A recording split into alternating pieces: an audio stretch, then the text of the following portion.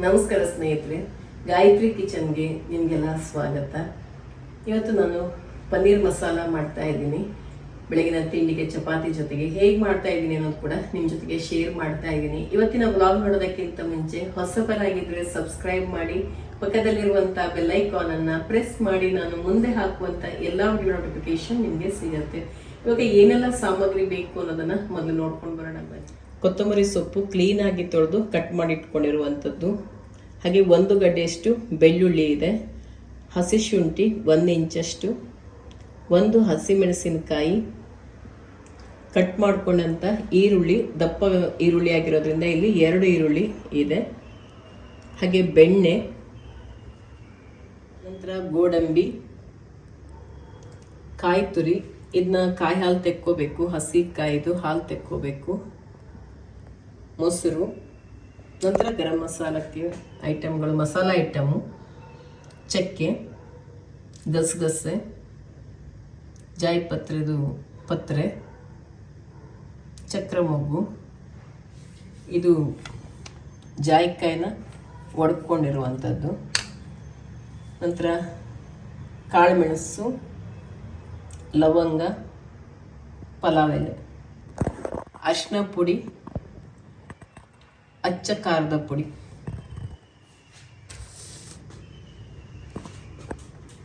ನಂತರ ಮನೆಯಲ್ಲೇ ready ಮಾಡ್ಕೊಂಡಂಥ garam masala powder ಸಖತ್ತಾಗಿರುತ್ತೆ. ಮನೆಯಲ್ಲೇ ಗರಂ ಮಸಾಲ ಪೌಡ್ರ್ ರೆಡಿ ಮಾಡಿಕೊಂಡ್ರೆ ಪರಿಮಳ ಗಮ್ ಅಂತಿರುತ್ತೆ. ಇವಾಗ ಪನ್ನೀರ್ನ ಕಟ್ ಮಾಡ್ಕೊಳ್ಳೋಣ.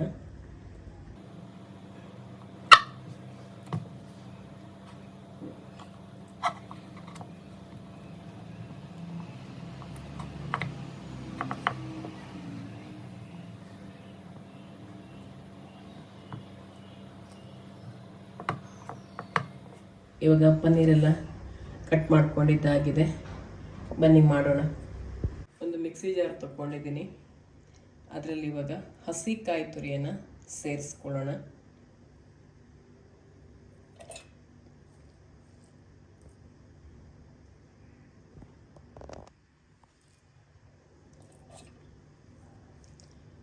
ಇವಾಗ ಕಾಯಿ ಹಾಲು ತೆಗಿಯೋದಕ್ಕೆ ಅಂತೇಳಿ ಹಸಿ ಕಾಯಿ ತುರಿಗೆ ನೀರು ಸೇರಿಸ್ಕೊಳ್ತಾ ಇದ್ದೀನಿ. ನೀರು ಸೇರಿಸ್ಕೊಂಡ್ಬಿಟ್ಟು ನುಣ್ಣಗೆ ರುಬ್ಕೊಳ್ಳೋಣ.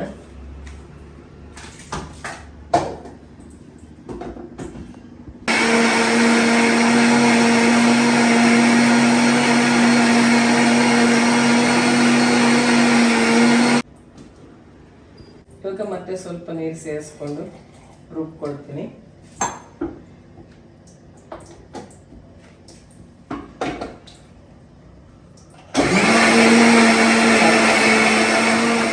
ನುಣ್ಣಗೆ ರುಬ್ಬಿಕೊಂಡಂಥ ಹಸಿ ಕಾಯಿ ತುರಿ ಹಾಲು ತೆಕ್ಕೊಳ್ಳೋಣ. ಇವಾಗ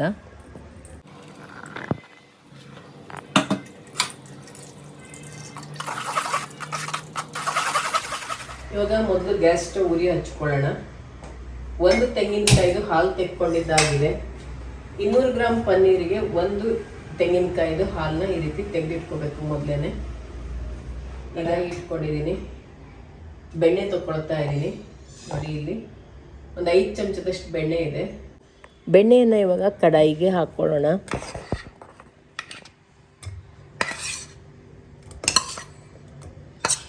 ನೀವು ಬೆಣ್ಣೆ ಇಲ್ಲ ಅಂದರೆ ಎಣ್ಣೆಯಲ್ಲೂ ಮಾಡ್ಬೋದು, ತೆಂಗಿನ ಎಣ್ಣೆಯಲ್ಲಿ.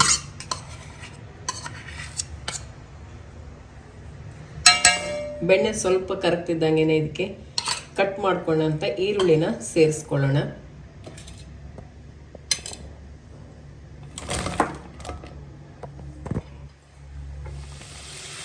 ಇವಾಗ ಈರುಳ್ಳಿಯನ್ನು ಚೆನ್ನಾಗಿ ಹುರ್ಕೊಳ್ಳೋಣ. ಬೆಣ್ಣೆಯಲ್ಲಿ ಹಸಿ ವಾಸನೆ ಹೋಗಬೇಕು, ಅಲ್ಲಿವರೆಗೆ ಇದನ್ನು ಚೆನ್ನಾಗಿ ಹುರ್ಕೋಬೇಕು. ಸ್ವಲ್ಪ ಕಲರ್ ಕೂಡ ಚೇಂಜ್ ಆಗಬೇಕು.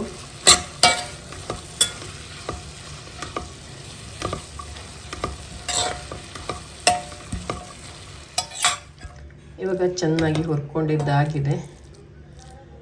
ಇದರಲ್ಲಿ ಸ್ವಲ್ಪ ಎತ್ತಿಟ್ಕೊಳ್ಳೋಣ, 2 ಚಮಚದಷ್ಟು.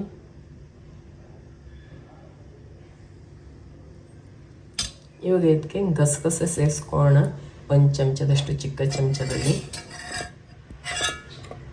ಹಾಗೆ ಇದನ್ನು ಚೆನ್ನಾಗಿ ಹುರ್ಕೊಳ್ಳೋಣ.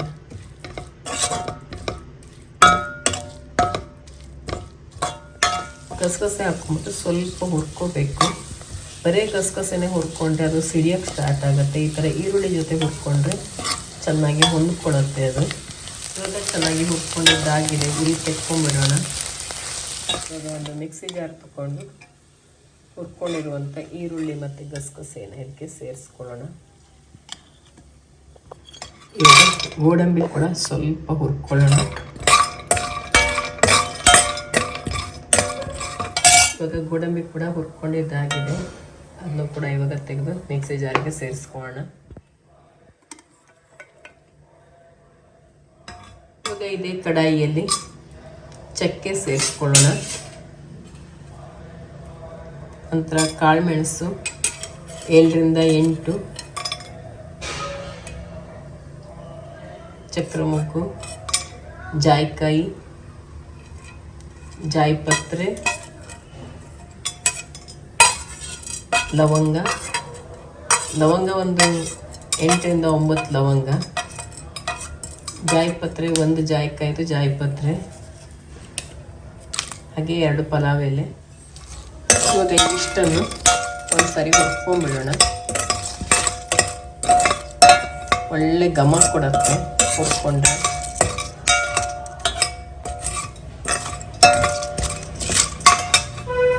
ಸಾಕು, ಉರಿ ತೆಕ್ಕೊಂಡ್ಬಿಡೋಣ. ಇವಾಗ ಹುರ್ಕೊಂಡಂಥ ಈರುಳ್ಳಿ, ಗಸಗಸೆ ಮತ್ತು ಗೋಡಂಬಿನ ಒಂದು ರೌಂಡು ಪೇಸ್ಟ್ ರೆಡಿ ಮಾಡ್ಕೊಳ್ಳೋಣ. ನೋಡಿ, ಇವಾಗ ನುಣ್ಣಗಾಗಿದೆ, ಪೇಸ್ಟ್ ರೆಡಿ ಆಯಿತು. ಎತ್ತಿಟ್ಕೊಳ್ಳೋಣ. ಇವಾಗ ಹುರ್ಕೊಂಡಿರ್ತೀವಲ್ಲ ಅದನ್ನು ಮಿಕ್ಸಿ ಜಾರಿಗೆ ಸೇರಿಸ್ಕೊಳ್ಳೋಣ.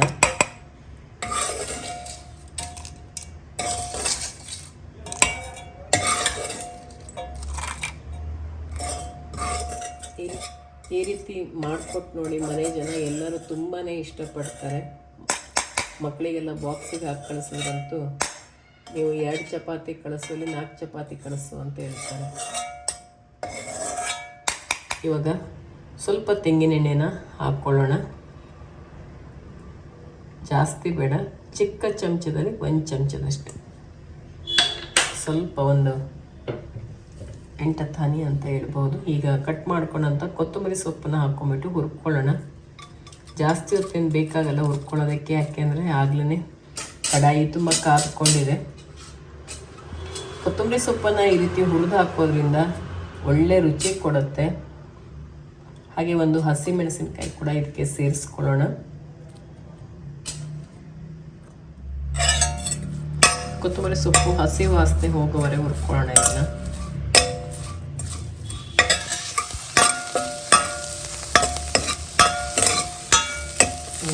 ಕೊತ್ತಂಬರಿ ಸೊಪ್ಪು ಹುರಿತಿದ್ದಂಗೆ ಸ್ವಲ್ಪನೇ ಆಗೋಯ್ತಿದ್ದು, ಇನ್ನೂ ಸ್ವಲ್ಪ ಪರಿಮಳ ಬರೋವರೆಗೆ ಹುರ್ಕೋಬೇಕು ಇದನ್ನು.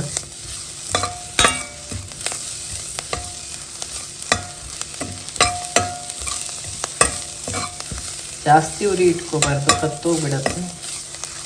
ಇವಾಗ ಒಳ್ಳೆ ಪರಿಮಳ ಬರ್ತಾ ಇದೆ, ಉರಿ ತೆಕ್ಕೊಂಬಿಡೋಣ. ಇವಾಗ ಹುರ್ಕೊಂಡಂಥ ಕೊತ್ತಂಬರಿ ಸೊಪ್ಪು ಕೂಡ ಸೇರಿಸ್ಕೊಳ್ಳೋಣ. ಇದಕ್ಕೆ ಹಸಿಮೆಣಸಿನ್ಕಾಯಿ ಮತ್ತು ಕೊತ್ತಂಬರಿ ಸೊಪ್ಪು.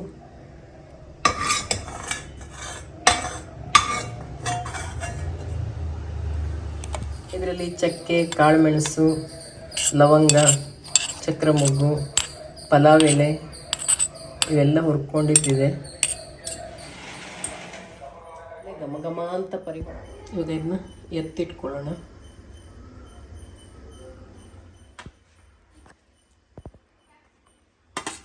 ಇವಾಗ ಶುಂಠಿ ಬೆಳ್ಳುಳ್ಳಿ ಪೇಸ್ಟ್ ರೆಡಿ ಮಾಡ್ಕೊಳ್ಳೋಣ. ಇವಾಗ ಶುಂಠಿ ಬೆಳ್ಳುಳ್ಳಿ ಪೇಸ್ಟ್ ಕೂಡ ರೆಡಿಯಾಗಿದೆ. ಇವಾಗ ಗ್ಯಾಸ್ ಮೇಲೆ ಒಂದು ಕಡಾಯಿ ಇಟ್ಕೊಳ್ಳೋಣ.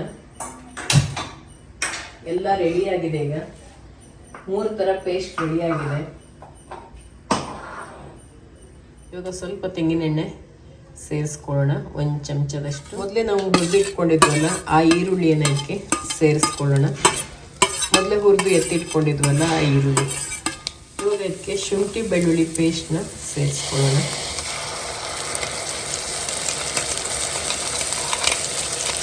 ಕೊತ್ತಂಬರಿ ಸೊಪ್ಪು ಮತ್ತು ಹಸಿಮೆಣಸಿನಕಾಯಿ ಎಲ್ಲ ರುಬ್ಕೊಂಡಿದ್ವಲ್ಲ ಅದೇ ಮಿಕ್ಸಿ ಜಾರಲ್ಲಿ ರುಬ್ಕೊಂಡಿರೋದ್ರಿಂದ ಇದು ಕಲರ್ ಚೇಂಜ್ ಆಗಿದೆ, ಗ್ರೀನ್ ಕಲರ್ ಬಂದಿದೆ. ಇದರಲ್ಲಿ ಬರೀ ಶುಂಠಿ ಬೆಳ್ಳುಳ್ಳಿ ಅಷ್ಟೇ ರುಬ್ಕೊಂಡಿರೋದು. ಹಸಿ ವಾಸನೆ ಹೋಗೋವರೆಗೆ ಸ್ವಲ್ಪ ಇದನ್ನು ಕೂಡ ಹುರ್ಕೊಳ್ಳೋಣ. ಇವಾಗ ನಾವು ಒಂದು ತೆಂಗಿನಕಾಯಿನ ನುಣ್ಣಗೆ ರುಬ್ಕೊಂಡ್ಬಿಟ್ಟು ಕಾಯಿ ಹಾಲು ತೆಕ್ಕೊಂಡಿದ್ವಲ್ಲ ಅದನ್ನ ಸೇರಿಸ್ಕೊಳ್ಳೋಣ.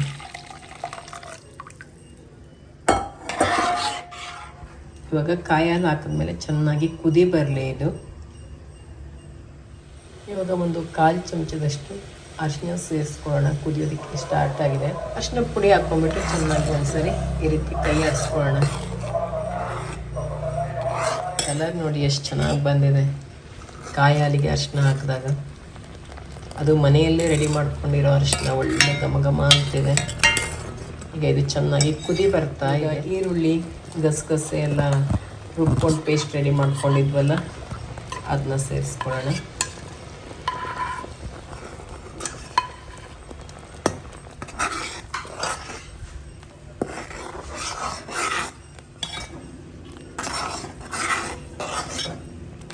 ಇವಾಗ ಇದಕ್ಕೆ ರುಚಿಗೆ ತಕ್ಕಷ್ಟು ಉಪ್ಪನ್ನು ಸೇರಿಸ್ಕೊಳ್ಳೋಣ.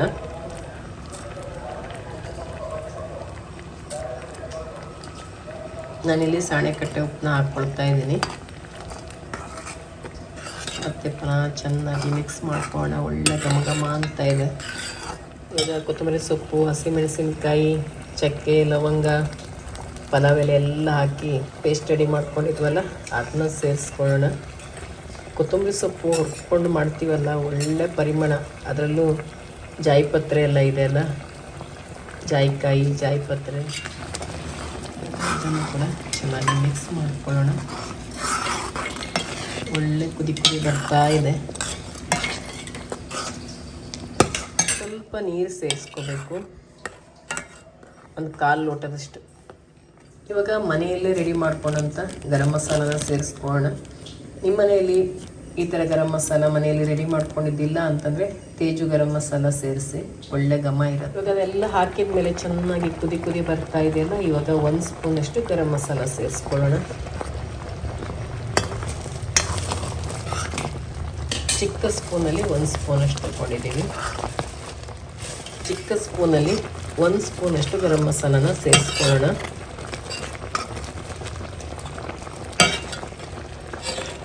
ಒಳ್ಳೆ ಘಮ ಘಮ ಅಂತ ಇದೆ.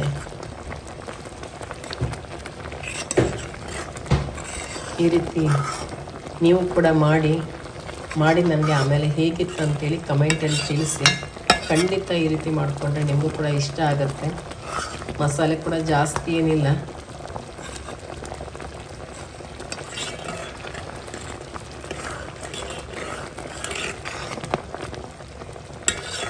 ಒಂದು ಚಮಚದಷ್ಟು ಅಚ್ಚ ಖಾರದ ಪುಡಿಯನ್ನು ಸೇರಿಸೋಣ. ಖಾರ ನಿಮ್ಮ ರುಚಿಗೆ ಅನುಗುಣವಾಗಿ ಹಾಕ್ಕೊಳ್ಳಿ. ಜಾಸ್ತಿ ಖಾರ ಬೇಕನ್ನೋರು ಜಾಸ್ತಿ ಖಾರ ಹಾಕ್ಕೋಬೋದು. ಮೀಡಿಯಮ್ ಆಗಿರಲಿ ಅನ್ನೋರು ಇಷ್ಟು ಹಾಕ್ಕೊಂಡ್ರೆ ಸಾಕು.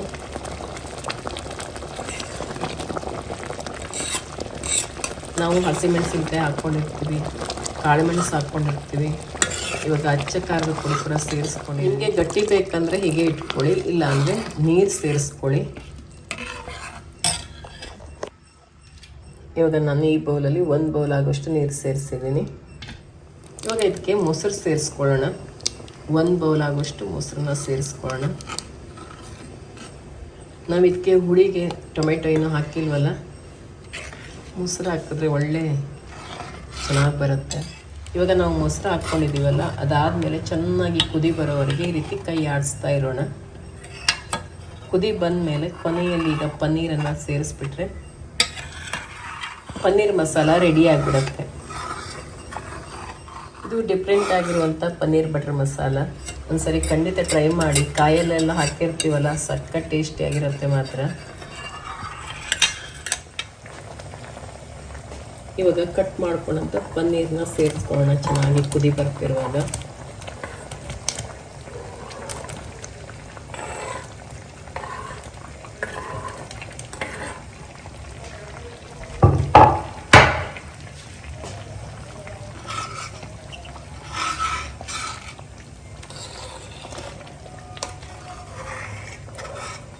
ಇವಾಗ ಪನ್ನೀರ್ ಹಾಕಿದ್ಮೇಲೆ ನೋಡಿ ಚೆನ್ನಾಗಿ ಕುದಿ ಬರ್ತಾ ಇದೆ. ನಾವು ಪನ್ನೀರ್ ಹಾಕಿದ್ಮೇಲೆ ಒಂದು 5 ರಿಂದ 6 ನಿಮಿಷಗಳ ಕಾಲ ಈ ರೀತಿ ಚೆನ್ನಾಗಿ ಅದನ್ನ ಕುದಿಸ್ಕೋಬೇಕು. ಎಲ್ಲವೂ ಕೂಡ ಚೆನ್ನಾಗಿ ಹೊಂದ್ಕೊಳುತ್ತೆ, ಪನ್ನೀರ್ ಮಸಾಲೆನೆಲ್ಲ ಹೊಂದ್ಕೊಳುತ್ತೆ, ಒಳ್ಳೆ ರುಚಿ ಕೊಡುತ್ತೆ, ಒಳ್ಳೆ ಘಮ ಕೂಡ ಬರ್ತಾ ಇದೆ. Different type paneer butter masala ಇದು. ಲಾಸ್ಟ್ ಟೈಮ್ ಒಂಥರ ತೋರಿಸಿದ್ದೆ, ಇವಾಗ ಒಂಥರ. ಒಂದೇ ಥರ ಮಾಡ್ಕೊಂಡು ತಿನ್ನೋದಕ್ಕಿಂತ ಬೇರೆ ಬೇರೆ ಥರ ಮಾಡ್ಕೊಂಡು ತಿಂದರೆ ತಿನ್ನೋರಿಗೂ ಕೂಡ ತುಂಬ ಇಷ್ಟ ಆಗುತ್ತೆ. ಯಾವಾಗಲೂ ಒಂದೇ ಟೇಸ್ಟ್ ಅಷ್ಟು ಚೆನ್ನಾಗಿರಲ್ಲ. ಇದನ್ನ ಟ್ರೈ ಮಾಡಿ ನೋಡಿ, ಖಂಡಿತ ನಿಮಗೆ ಇದು ಇಷ್ಟ ಆಗುತ್ತೆ ಅಂತ ಅಂದ್ಕೋತೀನಿ. ಇವಾಗ ಉರಿ ತೆಕ್ಕೊಂಬಿಡೋಣ. ಇದಕ್ಕೆ ಮತ್ತೆ ಮೇಲಿಂದ ಕೊತ್ತಂಬರಿ ಸೊಪ್ಪೇನು ಹಾಕೋದು ಬೇಡ. ನಾವು ಕೊತ್ತಂಬರಿ ಸೊಪ್ಪನ್ನ ಹುರಿದೇ ಹಾಕ್ಕೊಂಡಿರ್ತೀವಲ್ಲ, ಒಳ್ಳೆ ಪರಿಮಳ ಬರ್ತಾನೆ ಇರುತ್ತೆ, ಮತ್ತು ಬೇಲಿಂದ ಹಾಕೋದು ಅವಶ್ಯಕತೆ ಇಲ್ಲ. ನೋಡಿ ಕಲರ್ ಕೂಡ ಎಷ್ಟು ಚೆನ್ನಾಗಿ ಬಂದಿದೆ. ಪನ್ನೀರ್ ಬಟರ್ ಮಸಾಲ ಏನೋ ರೆಡಿ ಆಗೋಯ್ತು. ಇವಾಗ ಚಪಾತಿ ಕೂಡ ಪಟ ಅಂತ ರೆಡಿ ಮಾಡ್ಕೊಂಬಿಡೋಣ. ಇದು ರೆಡಿ ಆಗ್ತಿದ್ದಂಗೆ ತಿಂದ್ಬಿಡ್ಬೇಕು ಅನಿಸ್ತಾ ಇದೆ ಈಗ. ನೋಡಿ ಪನ್ನೀರ್ ಬಟರ್ ಮಸಾಲ ರೆಡಿ ಆಯಿತು, ಸಖತ್ತಾಗಿದೆ. ಇವತ್ತಿನ ಈ ರೆಸಿಪಿ ನಿಮ್ಗೆ ಇಷ್ಟ ಆಗಿರುತ್ತೆ ಅಂತ ಅಂದ್ಕೊಂಡಿರ್ತೀನಿ. ಇಷ್ಟ ಆಗಿದ್ದರೆ, ಹೊಸಬರಾಗಿದ್ದರೆ ಸಬ್ಸ್ಕ್ರೈಬ್ ಮಾಡಿ, ಹಾಗೆ ಬೇರೆಯವ್ರ ಜೊತೆ ಕೂಡ ಶೇರ್ ಮಾಡ್ಕೊಳ್ಳಿ. ನಿಮ್ಮ ಅನಿಸಿಕೆ ಅಭಿಪ್ರಾಯವನ್ನು ಕಮೆಂಟಲ್ಲಿ ತಿಳಿಸಿ, ಹಾಗೆ ಒಂದು ಲೈಕ್ ಮಾಡೋದನ್ನು ಮರಿಬೇಡಿ ಸ್ನೇಹಿತರೆ.